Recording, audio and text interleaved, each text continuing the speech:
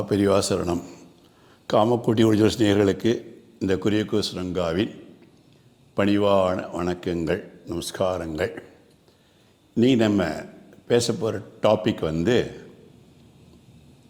பெரியவா மடியில் குழந்தை காமாட்சி, பார்த்துவிட்ட சிஷ்யர். இதுதான் வித்தியாசமாக இருக்குல்ல டாப்பிக்கு. கேளுங்க. மகாபெரிவா எப்போவுமே காமாட்சி அம்மன் விக்கிரகத்துக்கு பூஜை அபிஷேகம்லாம் செய்யறது வழக்கம். அவர் அபிஷேகம் செஞ்சு முடித்து அலங்காரம் செய்யும் பொழுது அவர் பக்தரில் ஒருத்தர், சிஷ்யர் தியாகராஜ பண்டிதர்னு ஒரு சிஷ்யர் ஒரு வெள்ளை வெட்டியால் திரையை அப்படி பிடிச்சிக்கணும். ரெண்டு பக்கம் இழுத்து பிடிச்சிட்டு அலங்காரம் முடிஞ்சு தீபாவளி காட்ட தயாராகும்போது அது வரைக்கும் அவர் நிற்கணும், அதை பிடிச்சி நிற்கணும். அதான் அவருடைய டியூட்டி. அவர் கிட்டத்தட்ட 6 அடி வருஷத்துக்கு நல்லா ஹைட்டாக இருப்பார். பெரியவா அலங்காரம் முடிஞ்ச மணி அடிக்கிற வரைக்கும் திரையை பிடிச்சிட்டு நின்றுட்டு இருப்பார். இப்படி ஒரு டைம் திரையை பிடிச்சிட்டு இருக்கும்போது ரொம்ப நேரம் ஆகிட்டு பெரியவா மணி அடிக்கவே இல்லை. ரொம்ப நேரம் திரையை பிடிச்சிட்டுறதுனால நின்றுதால் இது கை கொஞ்சம் லேசாக வலிக்க ஆரம்பிச்சிது. அந்த நொடியில் அந்த செகண்ட் கை கொஞ்சம் கீழேங்கினா அவர் டக்குன்னு பார்த்த காட்சி அப்படியே உரைய வச்சுட்டான். அவரை பார்த்தா பெரியவா மடியில் ஒரு அழகான பெண் குழந்தை, தலை நிறையா பூ வச்சுட்டு, நெட்டி நிறைய பொட்டெல்லாம் வச்சுட்டு, புது ட்ரெஸ்ஸெல்லாம் போட்டுட்டு உட்காந்துட்டு இருந்தாலாம் அலங்காரம் பண்ணிட்டு. அம்பாள் சிலையே அங்கே காணும். பெரியவா அலங்காரம் பண்ணி அம்பாள் சிலையே காணும்.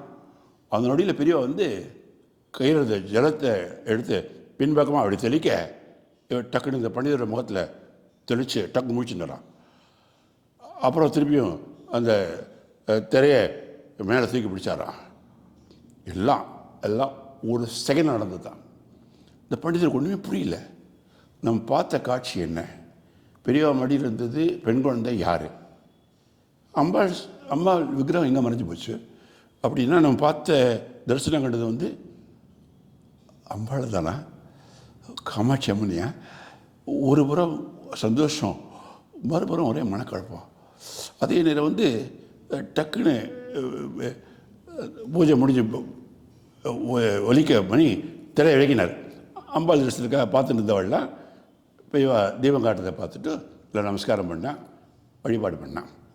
ஆனால் அந்த பண்டிதருக்கு குழப்பம் தீரவே இல்லை. எப்படியாவது இன்றைக்கி ராத்திரி பெரியவாள்கிட்ட கேட்டுடணும், அந்த குழப்பத்தை நம்ம தீர்த்துக்கணும், முடிவு கட்டணும் அப்படின்னு ஒரு முடிவு பண்ணி அன்றைக்கி ராத்திரி பெரியவா இழப்பாரும்போது பக்கத்தில் போய் பக்தியோடு போய் நின்று அப்படின்னு குழப்பத்திலேருந்து சொன்னார்.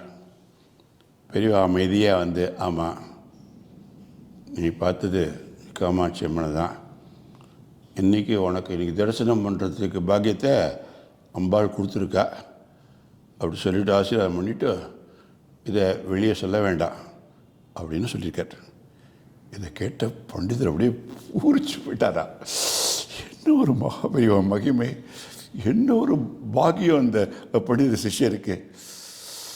ஹரஹர சங்கர, ஜெய ஜெய சங்கர, காமாட்சி சங்கர, காமகோடி சங்கர.